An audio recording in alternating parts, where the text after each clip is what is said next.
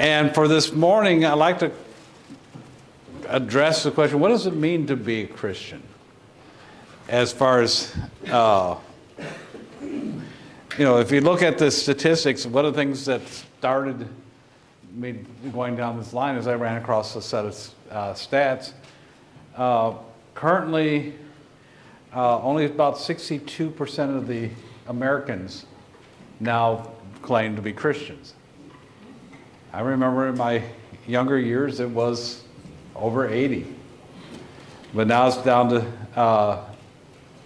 62. Back in 2010, so not that long ago, 15 years ago, it was over 75, and it's been dropping. And non-religious are actually rising. So atheism is the one that is rising. In the last few years, it looks like it's leveling off, but there's not enough years yet to really say that's definitely a leveling off. But still, it brings up a question. The majority, at least, claim to be Christians. But we have that verse in Matthew chapter 7.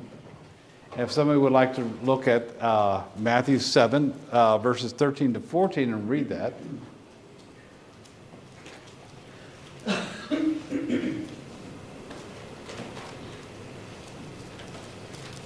Through the narrow gate, for the gate is wide and the way is broad that leads to destruction, and many are those who enter through it. For the gate is small and the way is narrow that leads to life, and there are few who find it. Okay, so does everybody who claims to be a Christian actually is a Christian? No, because Jesus says that there are few, relatively, that are actually Christians. So what does it take to make somebody an actual Christian? Now, for some people, it's the feeling. That's what they claim. It's, I feel the love of Christ, and so therefore I am a Christian. Thoughts about God and Christ makes me feel good, therefore I must be a Christian. Okay. But there's, again, a problem that when we look in the scriptures, in Proverbs 28 and verse 26. And again, if somebody would like to read that one. One who trusts in his own heart is a fool, but one who walks wisely will flee from sin. What's the heart?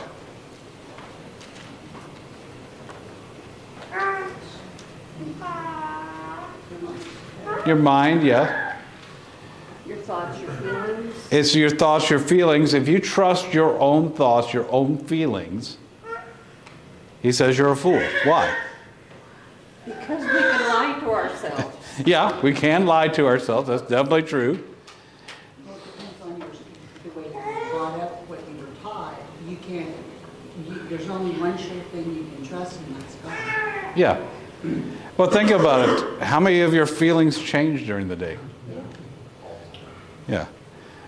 I would like to use an illustration. You go to a movie theater. You're feeling perfectly fine, and you go to one of those tearjerker movies. Yeah. Now, then you're coming out with, tears out of your eyes, or at least some men are trying not to have tears coming out of there. And you're feeling bad, and it's just a movie.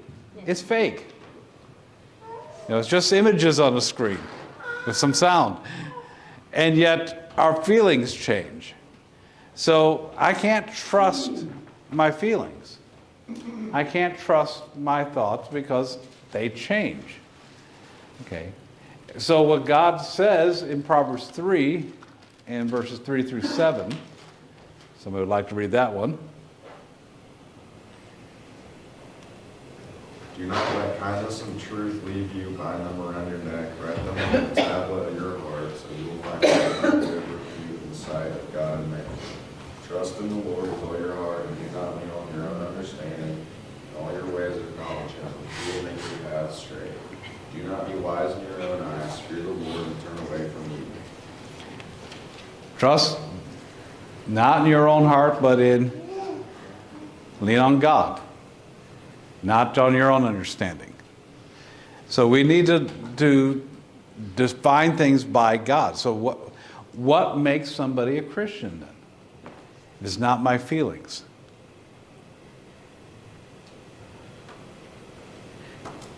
Who decides? It has to be God who decides. It has to be God's decision, not mine. And it's basic, though I make a choice about becoming a Christian, whether I am is determined by God and by God's will. Along with that, is to claim enough. I got a lot of people that say, well, I was born into a Christian family. I've always been a Christian. They haven't done anything, but they make the claim to be a Christian. Obviously from the scriptures, it is important to be able to claim that you are a Christian. In fact, take a look at Matthew 10, verses 32 to 33.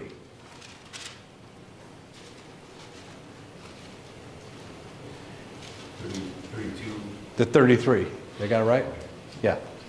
Therefore, everyone who confesses me before men, I will also confess him before my Father who is in heaven. But whoever denies me before men, I will also deny him before my Father who is in heaven. Why is confession important?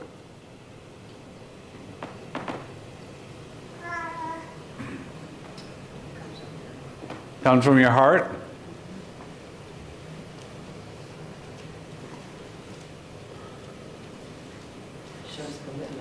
Shows commitment.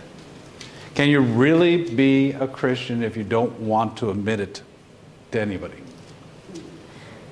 And that's Jesus' point. If you're going to deny him, he's going to deny us. So claiming to be a Christian is important. Okay? But is it sufficient? Are words alone enough?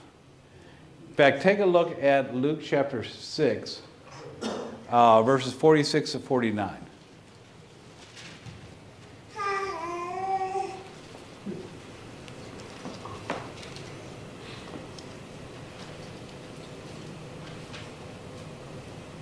Why do you call me Lord, Lord, and do not do what I say? As for everyone who comes to me and hears my words and puts them into practice, I will show you what they are like. They are like a man building a house who dug down deep and laid a foundation on a rock. When a flood came, the torrent struck the house, but could not shake because it was well built. Okay. And Jesus asks the question, why do you call me Lord? Why does he put Lord, Lord, not just plain Lord? People are in peril, sometimes it's Lord, Lord. Yeah. That's kind of what they're talking about here. It actually comes back actually from the older style of writing, because you couldn't write things in bold or underline it. Okay, so this is a way to emphasize something. You just repeat it. Okay, so this is being emphasized. This is why do you call me Lord? And then do what? Or lack to do what? Don't do what he says. Don't do what? What does the Lord mean?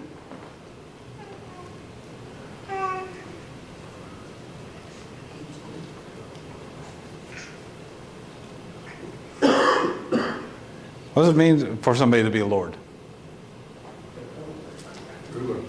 They're the ruler. They're somebody that's over you. Why do you call me Lord? Why do you call me the ruler and then you don't listen to what I say? Is what he's asking. And then he gives an illustration of a man who builds a house upon rock versus on the sand.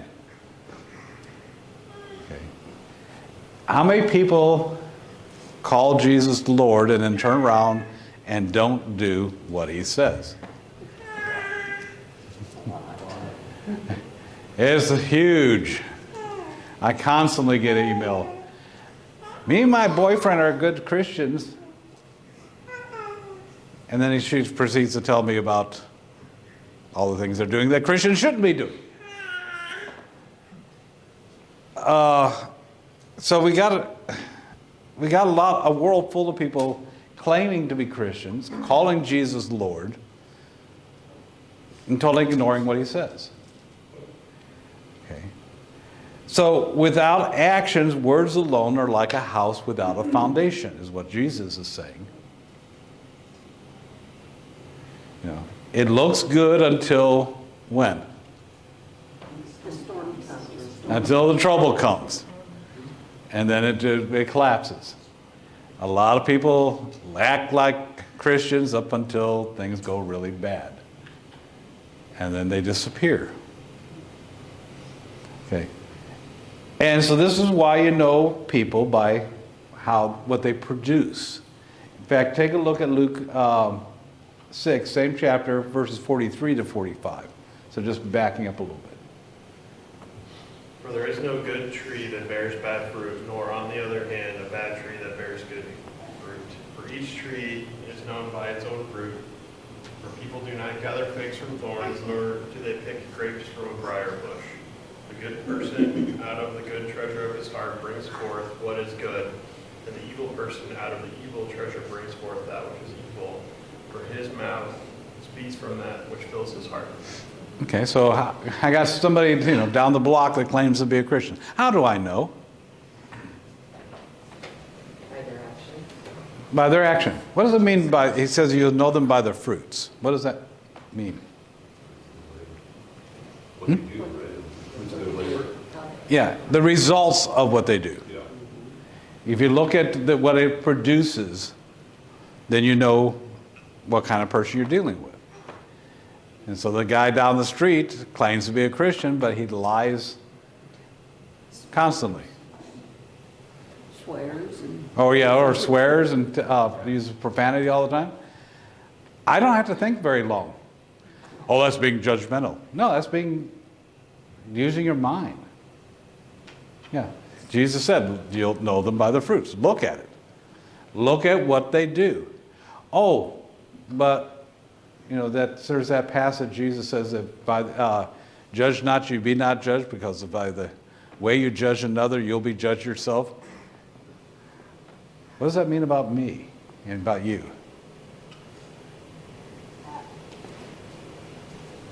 It means you have to look at yourself first. Yeah. Make sure you're doing what's right. Can I really claim to be a Christian just because I show up in this building?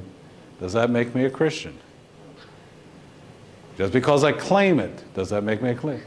I have to look and say, am I living according to what God says? Am I producing the fruit that shows that I'm a Christian? Okay. And then in 1 John chapter 2, verses 3 through 6.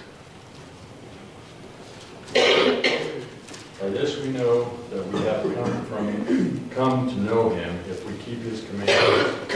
The one who says, I have come to know him, and does not keep his commandments is a liar, and the truth is not in him.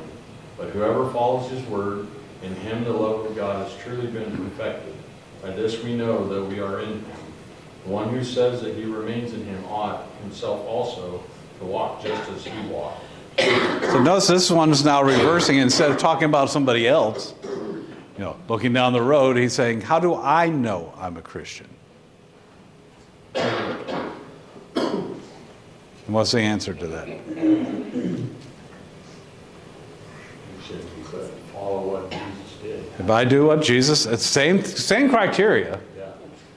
But how do I know that I'm saved? How do I know I'm following Christ? By knowing what Christ wants me to do. Yeah, knowing what Christ wants to do and looking at myself and saying, am I doing it? I'm sure I do it. Yeah. That's how I know God, is by that. Now, you got a large quantity of people that just say, it's faith. I have faith.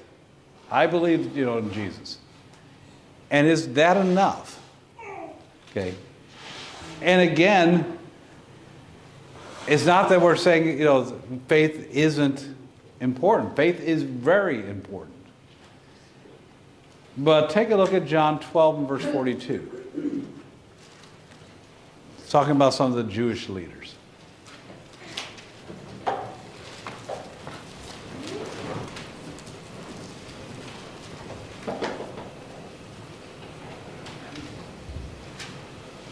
Nevertheless, even among the rulers, many believed in him, but because of the Pharisees, they did not confess him, lest they should be put out of the synagogue. Okay. We had a bunch that believed in Jesus, but what? They were more worried about men. They worried about their reputation, so they wouldn't admit it. Does that then make them Christians? Well, we just already looked at a verse earlier that says you have to confess Christ before men, and here are people who are not confessing. Their belief wasn't adequate. Now, what you always run across these people that say, oh, you guys just have to have faith, they'll say, oh, that's not real faith. I'll have to disagree because Jesus said, or John said in this case, John said they believed. That's God's view of it. They did have faith. It wasn't a strong faith, at least not strong enough to admit it. So in James chapter 2 and verses 17 to 24. You say faith, if it has no works, is dead, being by itself. But someone may well say, you have faith and I have works. Show me your faith without the works, and I will show you my faith by my works. You believe that God is one, you do well. The demons also believe and shudder. But are you willing to recognize, you foolish fellow, that faith without works is useless? Was not Abraham our father justified by works when he offered up Isaac his son on the altar? You see that faith was working with his works, and as a result of his works, faith was perfected. And the scripture was fulfilled which says, and Abraham believed God, and it was reckoned to him as righteousness, and he was called the friend of God. You see that a man is justified by works and not by faith alone. Okay. I had a long discussion with somebody just this last summer, an young Air Force guy. Absolutely. Oh, that's you're trying to teach works salvation. What does James say? Your work shows your faith. Your works show your faith. Abraham believed God, Yeah. and he did what he said. And That didn't mean he was better, but it just showed that he trusted God. Yeah. We know Abraham had faith because he did what God said, even when it looked impossible. He did what God said. How many people decide whether God really means what he said or not? We got a lot of people editing God. Oh, I believe God. Yeah, and there's a but after it. Oh, I'm sure God won't mind if I do this. It's always what you want to do, Yes. not what God says to do. I run into that a lot. Yes. Yeah. So it comes down to the fact that without actions, words are nothing more than words. Well, how about being good? I know a lot of people that are really good people. They're very nice people. Is being good enough? And you'll find people that point out that they're nice people, they help others, they're active in religious events. That's one of the ones I also get all the time. Well, I'm a leader of the worship service, and as if somehow this makes them a good person, and it makes them a Christian. So take a look at Matthew 7, 21 to 23. Not everyone who says to me, Lord, Lord, will enter the kingdom of heaven, but he who does the will of my Father who is in heaven will enter. Many will say to me that day, Lord, Lord, did we not prophesy in your name, and in your name cast out demons, and in your name perform many miracles? And then I will declare to them, I never knew you. Depart from me, you who practice lawlessness. Okay. What's the problem? He said a lot of people are going to come up to Jesus in judgment and call him Lord. And Jesus' response is, I don't know who you are. Why? Because they're not doing what he said to do. Yeah. Is everything that I think is good actually good? No. Why? God decides. What, I didn't hear you. God decides what's good. Yeah, God decides what's good. And there's things that I might look at and think, well, that's a good thing to do, but I don't see everything. I don't see all the ramifications. I don't see where it leads to. Yeah. And good intentions is not enough. In this particular case, these people are calling Jesus Lord, and what do they claim they've been doing? His works. One particular. Casting out demons. Casting out demons. Casting out demons, Performing miracles. performing miracles, prophesying. And it's all in His name. It's being done claiming that is by His authority. And Jesus says, I don't know what you're talking about. Why? Because he didn't give them that to do. Okay. How many people claim to cast out demons today?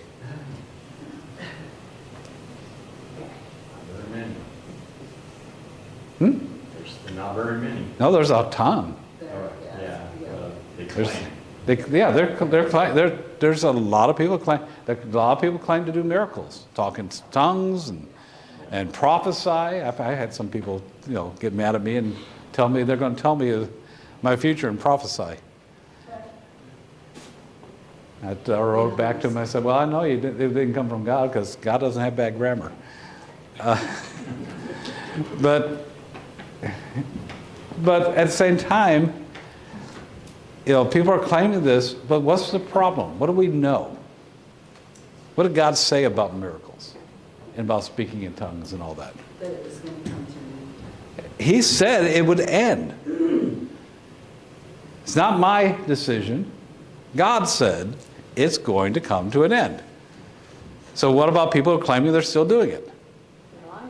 They have to be lying. That's all it is. And that's why Jesus said, I don't know who you are. Because you're claiming things that against what He said. Just because you want it to continue doesn't mean it goes that way. Zechariah 13, says that when prophecy ends, that demon possession will end. The demons will be cast out of the land. So, all those people claiming to cast out demons, it has to be false because God said it was going to stop. Okay. And so, just because there's a claim, it's not enough to pick a few things that you think will please God and then tell God, hey, that's good enough. Christianity is not a build your own religion. Yeah, we have how many varieties? It's more than Heinz 57s. We got lots of variety out there. Thousands and thousands. And they all think they're right. Or at least adequate. Okay.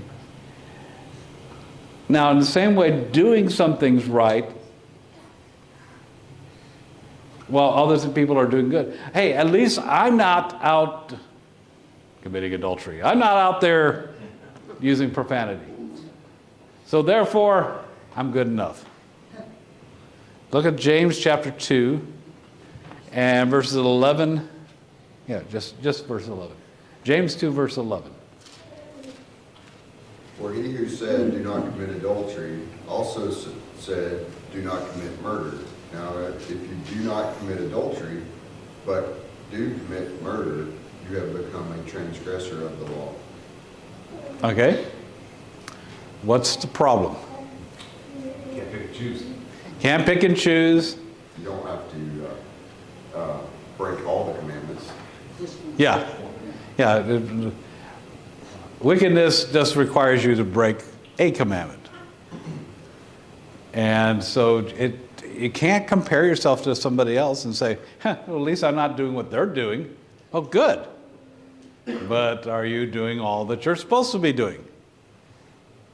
You can't say, well, my sin's not as bad as their sin. That's the way it works. Am I going to be perfect? There's only one. Yeah, there's only one, that's Christ. I will not be perfect. I need to strive towards perfection. I won't be adequate, but just because I think I'm better than the guy down the block doesn't make me a Christian. That's not enough. Okay, so in other words, what we're really saying is being a Christian is not just a title. Okay? It's not just something you put a claim to. You know. Take a look at Galatians chapter 2 and verse 20.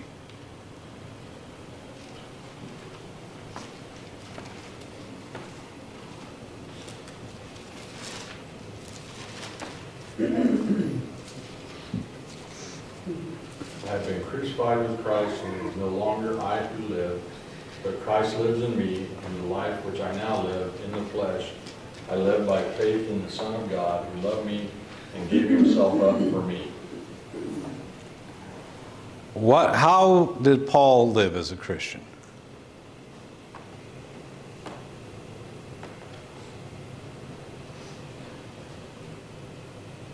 He died to himself and lived for Christ. Died to himself and lived for Christ. But I want to do, It's not what I want, it's what he wants. and that's the answer. And that is actually, for most new Christians, that's the biggest struggle. Is realizing that it really means submitting your will to Christ. You know, I deal with people that, like, for instance, struggling with pornography. And it's just, they know it's wrong. They're struggling with it. And the answer, in some ways, is so easy. Don't turn it on. But there's this compulsion. And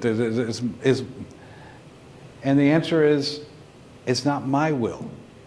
If I can get the attitude in me to say, it doesn't matter what I want, then I'm going to succeed a whole lot better. In Colossians 3 and verse 17.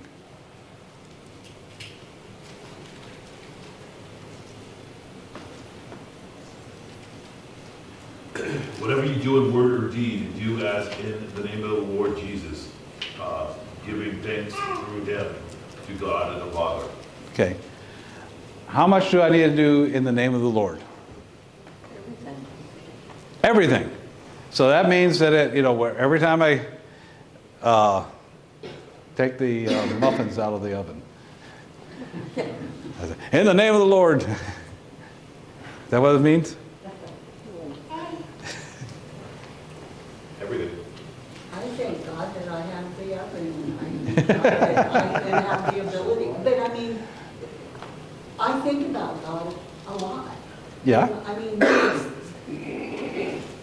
But what does it mean to be in the name of? by his authority. Yeah, when the police officer, at least on the old flicks, stop in the name of the law. What's he say? By the authority, not because the police officer says to stop, but because the law gives him that authority, stop. Okay, that's what the phrase "in the name of" means. Everything I do needs to be by the authority of Christ. Doesn't mean I say Jesus' name over everything that I do, but that everything I do is by his authority. It's not about my will, it's about Christ. So everything I do, I need to say, does this match?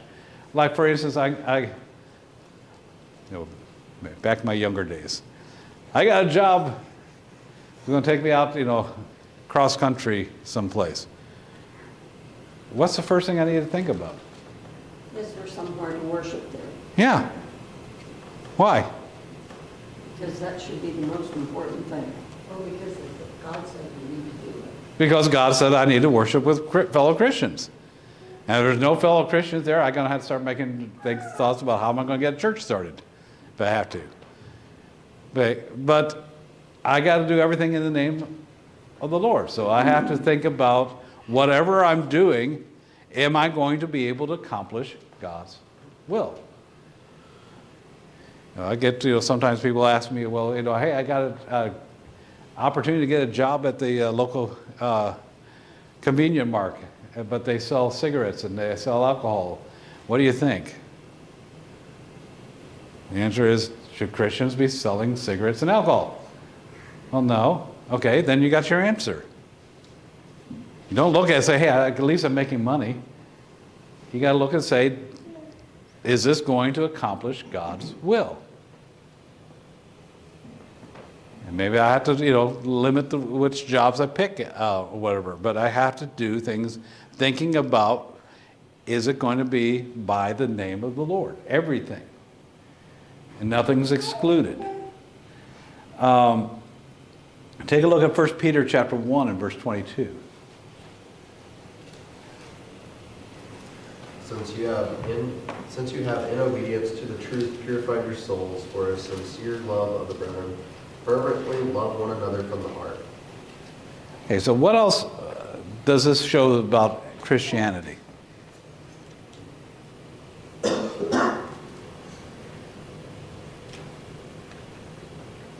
What does it involve? It's not just obedience. Love of your brothers and sisters. Why? Why does that matter?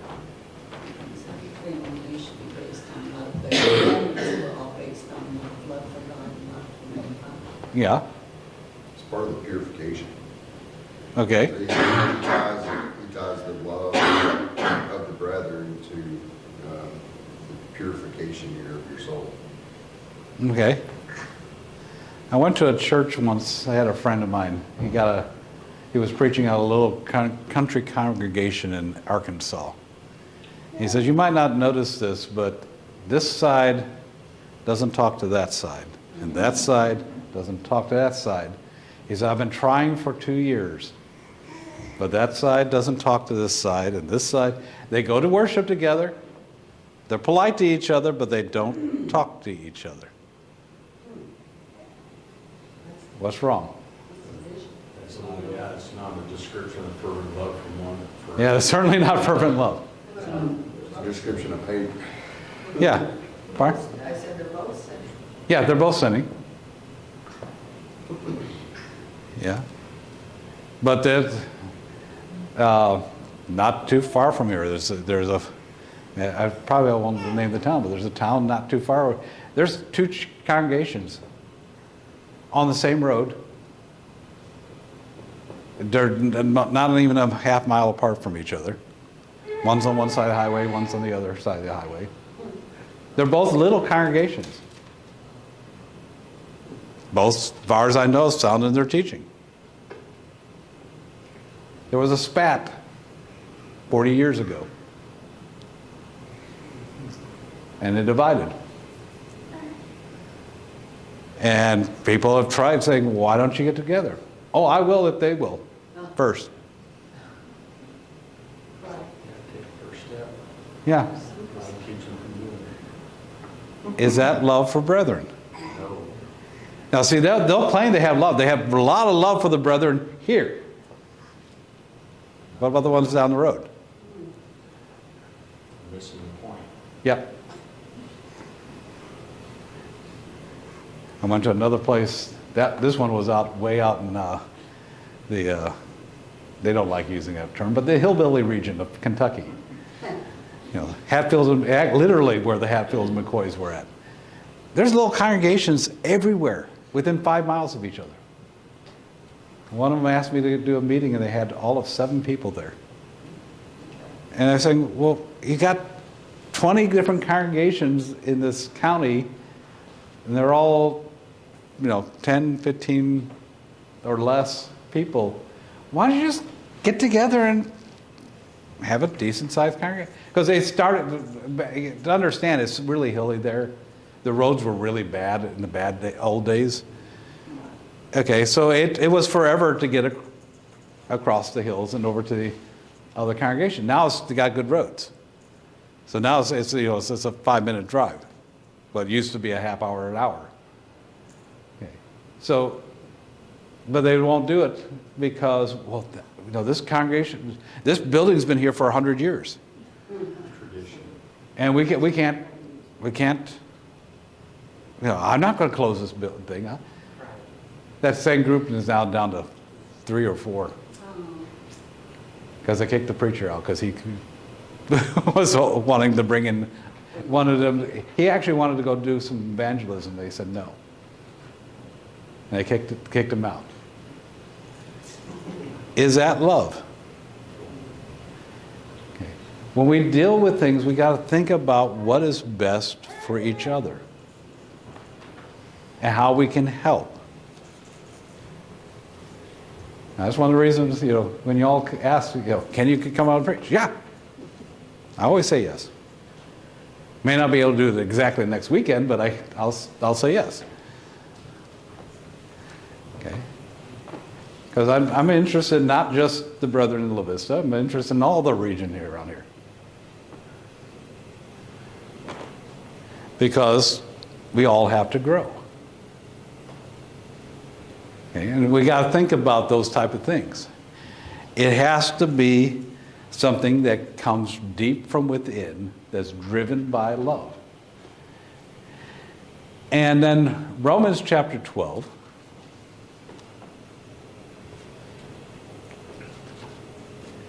And verses 1 and 2.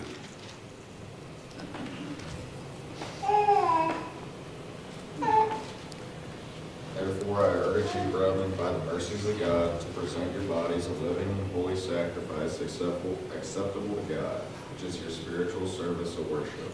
And do not be conformed to this world, but be transformed by the renewing of your mind, so that you may prove what the will of God is, that which is good and acceptable and perfect. And there's a lot in this little passage. What's a sacrifice?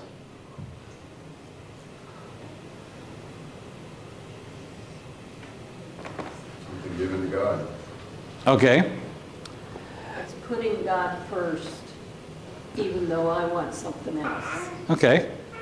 There's an interesting thing like David back in the Old Testament when he was going to offer a sacrifice to God, and the farmer who land he was on said, "Oh, I'll provide. I have the cattle and the stuff. I'll just provide it for you."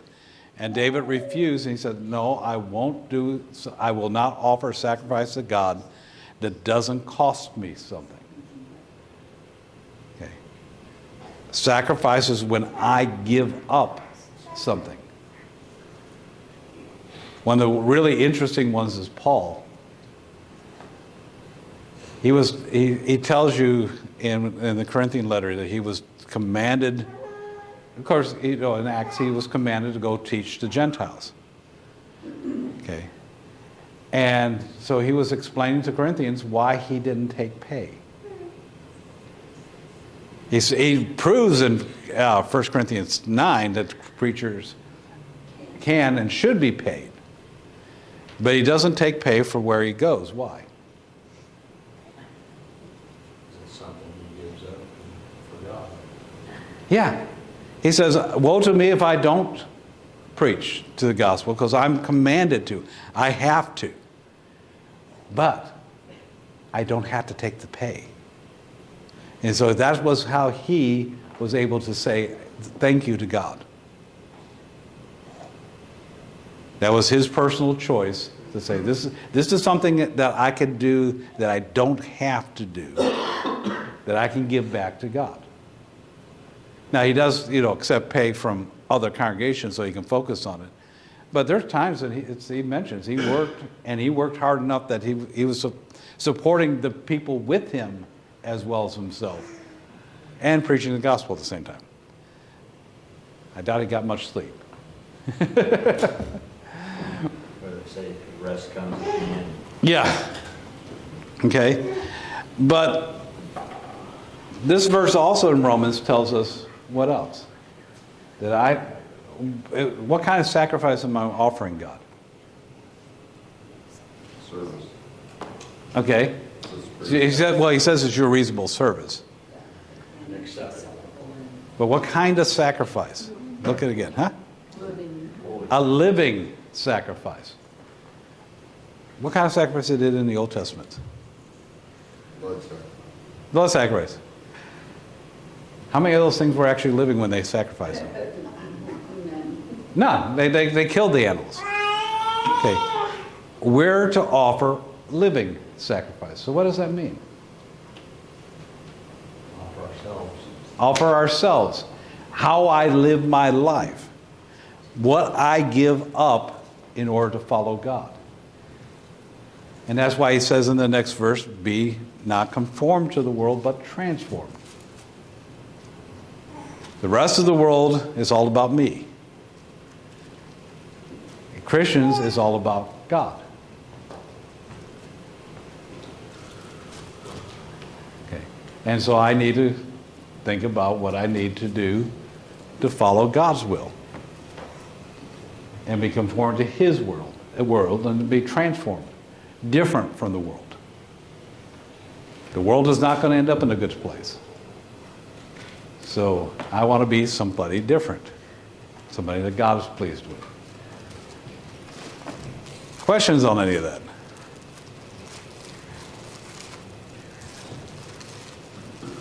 Any thoughts? This scripture always makes me think of the transformation of the butterfly from the cocoon to the butterfly. Mm-hmm. And how it starts out, and it's a struggle to become the beautiful butterfly. Yeah. But the struggle, sometimes it's a struggle to not do my will, but to go God's will. Yep. But every time you do it, and it also makes me think of the Old Testament where it says it's better to obey than sacrifice. Mm-hmm. Well, I laid out a 45-minute lesson, and it's been 45 minutes. So every once in a while I feel like I should be able to stretch this a little further, and I never managed.